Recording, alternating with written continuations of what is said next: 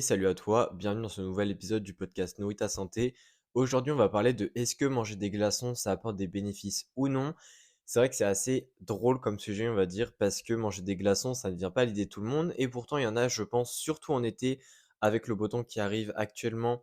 qui se pose la question de est-ce que manger des glaçons, ça apporte ou pas des bénéfices pour la perte de poids, pour la santé, etc. Puisqu'on se dit au final que des glaçons, c'est juste de l'eau qui est sous forme gelée.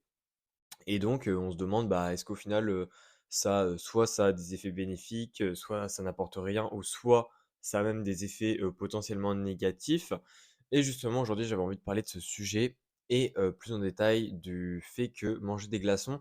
peut possiblement être lié à certaines choses dont tu ne te doutes absolument pas et je vais aussi t'expliquer potentiellement de est-ce que ça apporte des bénéfices ou non. Alors déjà, il faut savoir qu'il existe, il existe plusieurs types de personnes qui mangent des glaçons. C'est-à-dire qu'il y a des personnes qui mangent des glaçons, voilà, ils se posent la question: «Ouais, je vais manger un glaçon et cetera, c'est cool,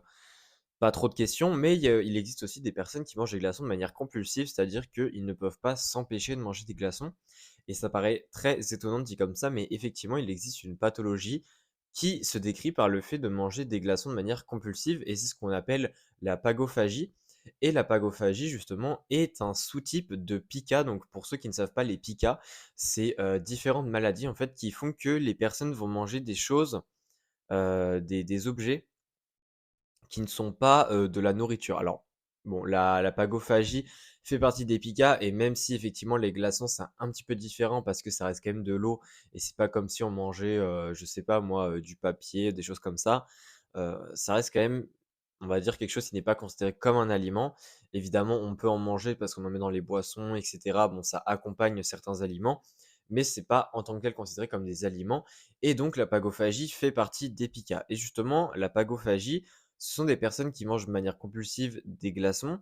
et justement, manger de manière compulsive des glaçons en tant que pagophagie peut possiblement être problématique puisque là, on parle de compulsion et donc on parle d'une quantité de glaçons qui peut être relativement grande dans une journée et ça peut mener à des problèmes et notamment le fait de manger des glaçons en trop grosse quantité, ça peut déjà mener à un manque d'appétit parce que évidemment ça coupe en quelque sorte l'appétit et donc ça peut mener à, justement des carences en vitamines et cetera. Et là, encore une fois, quand je dis ça, ça veut pas dire que manger des glaçons va aider à la perte de poids. Ça va plutôt mener à des problèmes et en plus de ça, ça va surtout mener à des problèmes de dents, possiblement, puisque, alors le sujet est encore en recherche, mais on a tendance à remarquer que manger des glaçons peut possiblement attaquer l'émail, de nos dents et donc ça peut très vite mener à des dents en moins bonne santé. Donc ça, c'est aussi quelque chose à prendre en compte. Ce qu'il faut aussi comprendre, c'est que quand on est en pagophagie, d'où vient en fait cette pagophagie? Le fait d'avoir des compulsions de manger des glaçons, eh bien, il faut aussi être au courant que ça peut possiblement, et c'est encore en hypothèse, on commence à, on va dire, voir des liens, mais on n'arrive pas à comprendre le pourquoi du comment. Eh bien, on arrive à voir qu'une déficience en fer et notamment une anémie, dans ce cas-ci, semblerait être corrélée au fait d'avoir une pagophagie et ce qui est même intéressant, c'est qu'il y a une étude qui a, en réglant l'anémie, réglé en même temps la pagophagie de la plupart des gens. Donc c'est-à-dire que la pagophagie s'est réglée toute seule une fois que les taux de fer étaient régulés et que l'anémie était partie. Alors ça n'a pas marché chez tous les patients, mais ça a été quand même un effet significatif puisque pour la plupart, l'anémie est partie et donc la pagophagie est partie avec d'un seul coup. Donc c'est assez intéressant parce qu'on ne connaît pas encore les mécanismes, on n'est pas encore certain, mais il y a de fortes chances qu'il y ait un lien quand même entre l'anémie et le fait de manger des glaçons. Mais c'est juste qu'on ne sait pas trop pourquoi est-ce que manger des glaçons, précisément, ça se manifeste parfois chez les personnes qui ont des anémies, même si on commence à avoir des hypothèses, qui est notamment le fait que manger des glaçons, il semblerait que seulement chez les personnes en anémie ou en manque de fer, comparé aux personnes qui ne sont pas en anémie, eh bien ça augmente, on va dire, leur capacité d'attention, puisque justement la capacité d'attention intellectuelle, cognitive, etc. a tendance à diminuer avec une carence en fer. Et d'ailleurs, ça, je compte en parler dans le mois, puisque je vais parler de la cognition et de la nutrition, et je parlerai notamment du fer, puisque le fer est très important pour la santé du cerveau notamment. Donc ça, c'est aussi ce que je vais parler dans un autre épisode. Mais pour revenir à notre sujet, en dehors de la pagophagie, eh bien, effectivement, je manger des glaçons, ça peut être aussi une idée qui nous passe par la tête, mais il n'y a pas vraiment de bénéfice à ça. Donc ce qu'il faut comprendre en fait dans cet épisode, c'est qu'il n'y a pas du tout d'incitation à manger des glaçons et même je ne conseillerais pas forcément d'en manger. Du moins ça dépend de la manière que tu le fais, mais